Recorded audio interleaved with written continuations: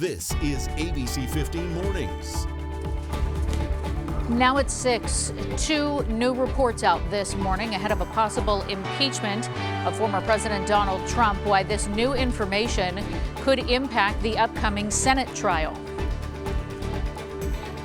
Plus, we're seeing a big weather change in our state this weekend, but it's not slowing down the coronavirus vaccine efforts, where our state stands as far as doses per day. Also, the weather perfect for today's big football games. You know, it's a nice day to snuggle up on the couch. We're talking a battle of QBs, Rodgers versus Brady, Mahomes versus Allen. Who is going to lead their team to the Super Bowl? It is an important weekend for football fans, that is for sure. I can't believe Brady might be sneaking in once again. Just crazy stuff. So we're going to talk about all of that as we kick off this Sunday morning for you. I'm Nohelani Graff. And I'm Mark Thompson. And Nohe, I would like to see Patrick Mahomes versus Aaron Rodgers myself. But, you know, that Tom Brady, as much as me being a Colts fan growing up in Indianapolis, that I didn't like him, I respect him, and he sure can roll, man.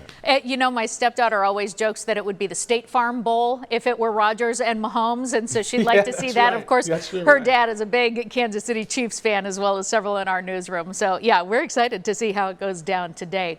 Let's kick into that most accurate forecast, because it is going to be a sweats kind of day, so that you can stay nice and cozy while you watch those games. Some gorgeous views starting this morning from Calvin Johnson, showing us his photos in the high country. This is the San Francisco peaks with that very first dusting of snow.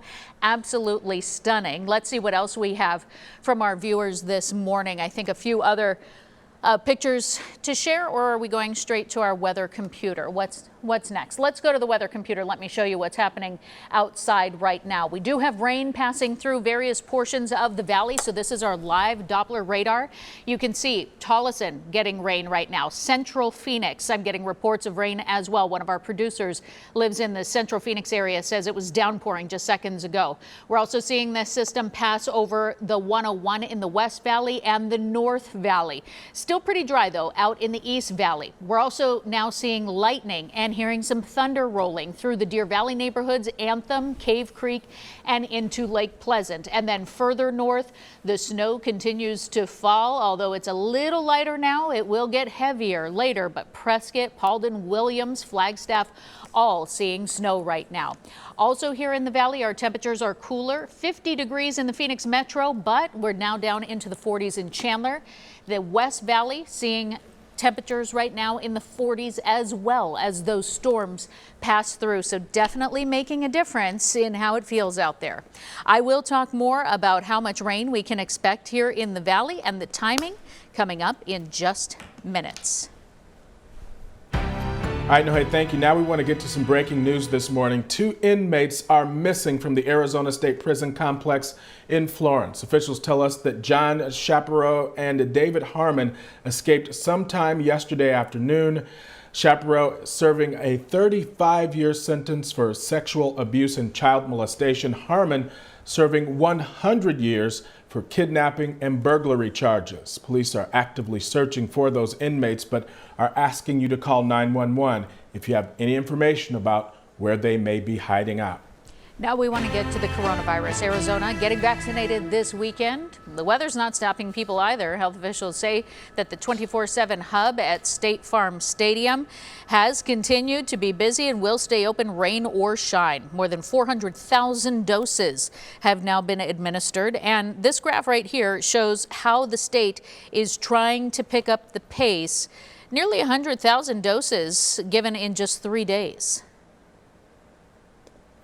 And as states clamor for more of that COVID-19 vaccine, we've got some new information in from the FDA where there's actually a syringe that has been developed that may be able to squeeze out one more dose from each vial. Mary Maloney has the very latest for us this morning.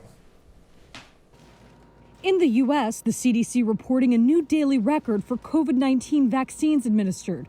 New data also showing a downward trend in coronavirus hospitalizations nationwide.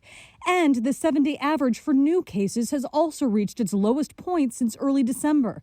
Another possible glimmer of hope, the FDA giving approval for special syringes to extract an extra dose from vials of the Pfizer vaccine. But the ability to get the sixth dose with these special syringes is limited. Many places have them, but not every place. This as states remain frustrated with a dwindling supply. We have no clue often just how much is coming and when. I am eligible in Minnesota to get a vaccination also, and I can't find one. For those lucky enough to register to get a shot, the wait in line is long. This shouldn't be the Hunger Games like it was with PPE, right? That was ridiculous. And there is growing concern that new variants could cause new surges faster than vaccines are being distributed. You're going to see people traveling again, probably for spring break. That is exactly when we expect that these variants, in particular the UK variant, to really have taken hold in the U.S. The U.S. Surgeon General nominee hopes vaccine shortages can be avoided just in time. The supply will increase over the coming months as they bring more and more production online for the Pfizer and for the Moderna vaccine. It is possible that another vaccine may come into the mix. I'm Mary Maloney reporting. Meanwhile, the nation's largest retailer, Walmart, is expanding vaccinations to 7 more states. They also are including the city of Chicago along with Puerto Rico, so they hope that that will help speed up distribution. As vaccination efforts are picking up, new vaccination sites are opening up specifically for Arizona's teachers. Some teachers tell us they're certainly ready to roll up their sleeves. Debbie Holbert is one, and she was one of the first to get vaccinated this week. She has a class of 26 kindergartners who are learning remotely. But she sure does hope that this vaccine will mean that they can all get back into the classroom together safely soon. Every day at the end of the day, at least one of my kids asks when they can come back to school, and it's heartbreaking. Over the past 2 days, thousands of educators have been vaccinated at special sites set up on school campuses. Now to politics. The massive division in the Arizona Republican Party was on full display this weekend. The party voting to censor 3 members, including former Senator Jeff Flake, Governor Doug Ducey, and Cindy McCain. And Ducey, he was targeted for allegedly overstepping his bounds managing the COVID-19 crisis. As for Flake and Cindy McCain, some members are upset that they endorsed Joe Biden for president. The 3 of them not overly concerned. Flake shared this photo of the trio at the inauguration saying, "Good company." Cindy McCain calls it a badge of honor, saying that she's among a group of Arizonans serving Arizona well, who, just like her late husband and longtime Senator John McCain, have seen censures by the Arizona GOP. Governor Doug Ducey's office provided us a statement saying that these resolutions are of no consequence whatsoever, and the people behind them have lost whatever little moral authority they may have once had. Part of our political promise, of course, here at ABC 15 is to cut through all of the noise. So what does this really all mean? Well, it's really more of just a symbolic gesture and a way for the party to say that they disapprove. However, Ducey, Flake, and McCain can still call themselves Republicans. Meanwhile, the state GOP also re-electing Kelly Ward as party chairman. Ward was a prolific promoter of those baseless claims of election fraud, filing several lawsuits that were tossed out by judges for lack of evidence. But she did have the backing of former President Trump, who supported her campaign for another term. As President Joe Biden gets to work, there is still a lot of focus on the impeachment of former President Donald Trump. The Senate trial is set to begin the second week of February, and now 2 new reports could damage the former president's case. The first suggesting that he knew substantial reinforcements would be needed to protect the Capitol on January 6th. Also, multiple sources telling ABC News that Trump rebuffed efforts for quite some time to call in the National Guard, and steps were not taken until a few White House officials intervened for, quote, the sake of the country. Many charged in connection with the siege have said on record that they acted at the behest of the president. I thought I was following my president. I thought I was following what we were called to do. Also this morning, some explosive allegations surrounding Trump's desperate attempts to overturn his election loss. The New York Times reporting that in his final weeks in the White House, the former president discussed removing the acting attorney general, Jeffrey Rosen, and replacing him with Jeffrey Clark, a now former DOJ attorney who is sympathetic to Trump's cause. The Department of Justice is declining to comment on that report right now. Thousands of National Guard troops will be in Washington till at least mid-March. The Guard's top general says it's because of potential threats to the nation's capital. 25,000 were first called in to make sure that the inauguration ran smoothly. And the Guard says that they are working with federal law enforcement to make adjustments as needed. Now let's get back to our winter weather. Hard not to smile just seeing the images alone. For some of you, I know you'd rather just see pictures that actually be in it. We have to thank James Keeling here for these beautiful photos from Flagstaff. You can see those snow-covered San Francisco peaks with those bluebird skies in the background. This was from just yesterday. Mount Eldon covered in snow. Absolutely gorgeous. Thank you so much, James, for those beautiful views. I want to show you a live view now, courtesy of our ADOT camera. This is the I-17 south of 7th Street. And yeah, you see those raindrops on the camera lens there and looking down at the cars and their headlights shining off of wet roads as rain continues to pass through portions of central Phoenix now. So here's what we can expect with that most accurate forecast. I want to show you the last 6 hours. You can see that big chunk of rain off to the west of the valley and then just little portions of it kicking into the central portion of the valley, and snow has continued over the last 6 hours in the high country. It is all going to continue to build as we move through the afternoon. Sunrise this morning is at 7:29, but you know what? Just snuggle up, get that good blanket out and some nice fuzzy socks and grab yourself something warm to drink. You'll need it throughout the afternoon because we're staying in the 40s for much of the morning and mid-morning. We will work our way into the 50s today, but it's definitely going to be noticeably cooler as those rain chances continue today through early next week.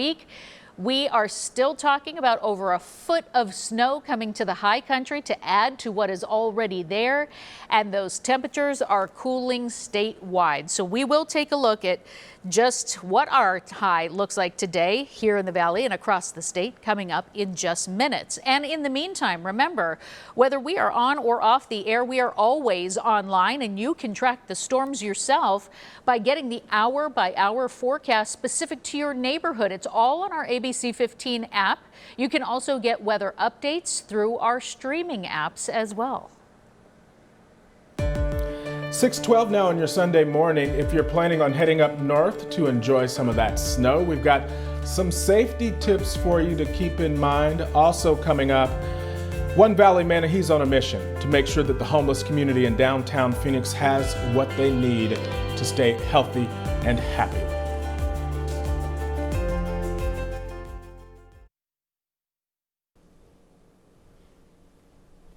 Welcome back, everybody. Many families, they're heading up north right now, escaping the valley in exchange for the snow.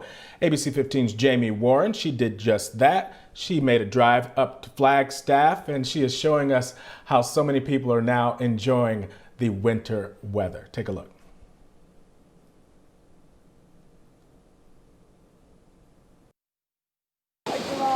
In a park downtown, the Gomez family is spending the day sliding down snowy hills. Yeah, it's pretty fun. We're gonna go build a snowman right now. That's what Fernando Rubio was doing. It's a lot harder than I thought it would be.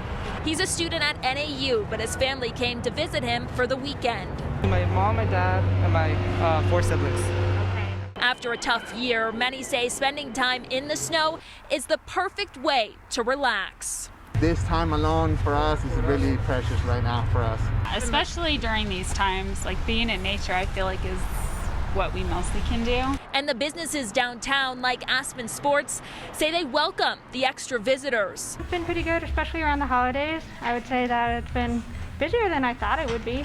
But they also want to remind them to be courteous. We've had to tell people to put their masks on, or at least to properly have it above their noses to And when we first opened up, a handful of people were like that, but now it's everybody's starting to understand it's Flagstaff. We need to have the full face. Along with masking up, ADOT wants to remind you not to pull over on the side of the road to play in the snow. Instead, find a designated parking spot and drive slowly on icy roads. I've never driven in snow, and I'm the driver for this little trip, so I'm going real slow. They also want to remind you to pick up after yourself. That means no leaving any of those sleds behind.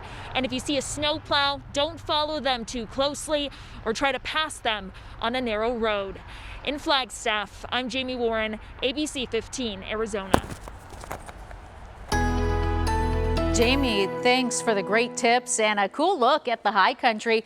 And you notice that some of those roads were still a little slushy. That slush is going to go away. We're going to get a lot more snow building up as well. So those tips, really keep them in mind. In fact, right now, our live clouds and radar showing us that snow continues to fall across northern Arizona, areas like Paulden, even Prescott, Sedona getting some snow, as well as Flagstaff. It's fairly light right now, on and off, but those snow levels will drop and we will see more as we move through the afternoon. We're also getting another round of storms moving in from the South Valley into the Laveen area. Kind of clipping through parts of Goodyear, but moving along the South Mountain 202 and portions of the I-10, going to start working its way up the I-17 as well. And that pocket that was in the North Valley before, pushing even further north. We've got some lightning up in the Cave Creek area, Anthem, Lake Pleasant, all getting a heavy dumping of rain right now as well. And Futurecast showing us as we move through the next couple of hours, this is that system that's going to continue to push in around lunchtime and bring more widespread rain here to the valley. We'll continue to see snow pretty consistently across the rim today. We'll start to see some heavy pockets of snow in southeastern Arizona. Areas like Safford could see some snow. Globe, you could see a rain-snow mix. And then as we move into the evening hours, that snow starts to get heavier, moving in from the west and into central Arizona.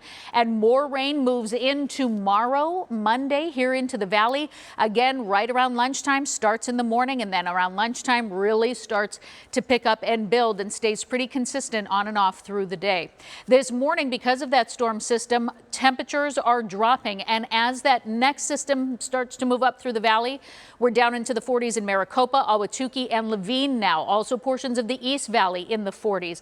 Anthem just at 45 degrees at this hour. And we'll stay in the 40s through those mid-morning hours. We're not even going to make it into the 50s until 10, and we won't leave the 50s today either. 57 is that forecast high here in the valley. Valley-wide, we are about 5-7 degrees below the average for this time of year. So it's definitely going to be a day where you just want to find your nice, cuddly, snuggly clothes and just, soak it all in. Enjoy the change of pace. Temperatures across the high country are freezing this morning, quite literally at the freezing mark or below. In Sedona, Heber, Window Rock, and Page, Flagstaff, and the Grand Canyon sitting in the 20s this morning. To our west, we're seeing temperatures very similar right now to over in the West Valley as we are here in the valley. You'll get just a little bit warmer in Mojave County today into the 60s, but otherwise across southern Arizona staying in the 50s. And we will not leave the 30s today across central Arizona and most of northern Arizona as snow chances continue across the high country. By the time today is done, we could pick up to a foot of snow across northern Arizona. Another storm system moves in tomorrow, and we could end up close to 2 feet of snow on the ground as those snow levels drop as well. Starting tomorrow, they'll go down to the 3,000 foot level. So when we're talking about that, Flagstaff is at 6,000 feet. When we get to the 3,000 foot level, we're talking about Camp Verde, Cordes Lakes, and down to the 2,000 foot level means we'll very likely see some snow flurries in cities like Carefree and Cave Creek. So even if you want to just get a little glimpse and a little taste of that winter weather, you don't even have to leave the valley. You don't have to go far at all. Our temperatures are going to stay cool, though, as we get this next round of rain in tomorrow and continue through Tuesday. We dry out on Wednesday. The clouds will stick around and our temperatures will rebound back into the 60s. So it's a nice change of pace, Mark. We, of course, love living in the Valley of the Sun, but we so desperately need this extra moisture that I think that we can, give it a couple of days rest with the sunshine. Yeah, true indeed. No, hey, thank you so much. Well, coming up, who are your Super Bowl picks? We're hearing from this future champion ahead of today's big games. But next, it can be as easy as setting aside just $10, how to get your kids interested in investing.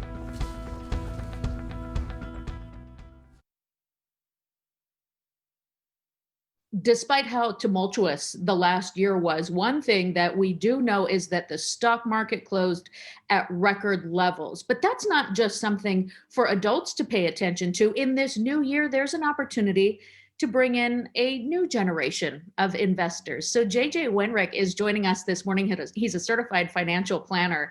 Good morning, JJ. Thanks for being with us. Good morning. Thank you so much for having me. So what's really interesting is you have a way to start teaching kids how to become investors. What are we talking about? How early are we talking about these lessons? Well, the way we see it, you can really start talking about a lot of these things when the kids are quite young. It's not like you sit down with your 4-year-old and explain, here's what the stock market is. But if you're talking about money, you're talking about companies, and you're doing things to make personal finance part of the conversation in the home, then eventually you lead yourself just naturally into conversations about investing, because a lot of times you're talking about companies that kids know and that we all use and interact with every day. Right. Certainly Chipotle, Amazon, Tesla, all big names that have been doing really well this year. So where do you kind of start when it comes to kids? Well, we start where they're at, and we always want to keep it relatable to them. So we just start by talking about money, going into, it's hard to teach kids about money if they don't have money themselves. So we think it's important that you set up some system for chores, allowance. With our kids, we worked for our money, so we try to teach our kids that they had to work for theirs. And so we looked for tools that were out there. There's a Busy Kid app that I talk about in my book that really helps you both do the chores and allowance, but also helps you bridge that gap to talking about investing, because part of the functionality is saving and spending. The kids get a debit card, but they're also able to see some of those names that they know, but see them as companies that they invest in. I love that you brought up Busy Kid also, because we've done stories on them here. The founder is based here in Arizona. And so it does make an easy crossover. How do you balance when you're talking to your kids so that they see the difference of investing and not gambling, and building that habit early on? How do you make that clear? That's a really important point, and that's why it's so important that these conversations happen, because oftentimes parents don't even know the difference. And so it's really important to have that conversation, the difference between trading and investing, and your probabilities of success are much higher if you take an investing approach versus you take a trading approach, which, like you said, it's more akin to gambling. So with us, just like talking about gambling, talking about anything else that kids are going to be confronted with, you just want to have that conversation so that they know where you stand and that they understand the differences before they're confronted with those situations, because they will be confronted with them. And so the interesting thing here is that you also talk a lot about making it a family conversation. But I can certainly speak for myself. There are a lot of parents who never learned these lessons in school. This is a whole new realm for them as well. They really don't know about investing. So what would you say are your best tips for both parents and their kids as they get started with investing? So just embrace the fact that you don't know. Don't be ashamed of it, and learn alongside your kids. And a lot of times, you'll find that they learn better and you learn from each other, surprisingly, sometimes at the same pace. And that's the whole idea. What we're trying to do is take everything down to a kid's level so that it doesn't seem like such a foreign, unapproachable subject to both adults and kids. Absolutely. So your book, Teaching Kids About Stocks, Stories and Lessons for Grown-Ups, will help the whole family start at just $10 to get investing and get started. JJ, such a great concept and a really good conversation just about financial literacy to have with your family. So I really appreciate the topic today. Excellent. Thanks so much for having me.